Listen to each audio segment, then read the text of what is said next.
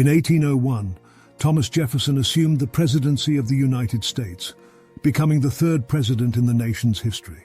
As a visionary leader and one of the founding fathers, Jefferson faced significant challenges and opportunities in guiding the young republic that had recently gained its independence from Great Britain.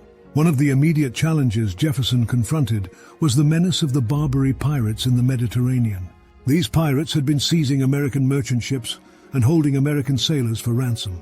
Jefferson, determined to protect American interests and sovereignty, took decisive action. He bolstered the U.S. Navy, authorized the deployment of American naval forces, and launched the First Barbary War. The conflict resulted in successful peace treaties that put an end to the piracy threat and secured the safe passage of American ships in the region. Back on American soil, Jefferson set forth his vision for the nation's future.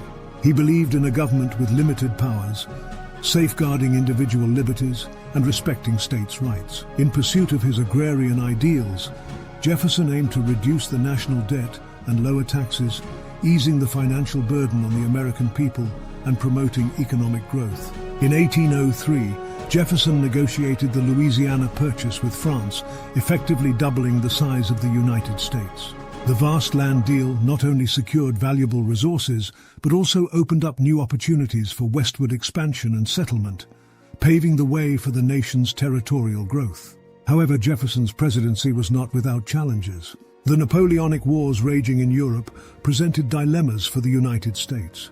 Both Britain and France imposed restrictions on American trade, putting the nation's neutrality at risk. Jefferson's response was to pursue a policy of economic coercion through embargo measures, which aimed to pressure the warring nations into respecting American rights. Unfortunately, this approach had unintended consequences, leading to economic hardships for American merchants and discontent among the populace. Despite the difficulties, Jefferson remained steadfast in his commitment to preserving American neutrality and avoiding entanglements in European conflicts. His dedication to democratic principles and individual freedoms was also evident in his efforts to protect freedoms of the press and promote an informed citizenry as essential pillars of a functioning democracy.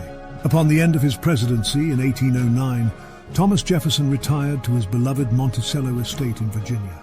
There, he continued his intellectual pursuits and maintained a lively correspondence with prominent figures of his time. His retirement years were characterized by a deep interest in education and culture, reflecting his belief that an enlightened and educated citizenry was essential for the well-being of the nation.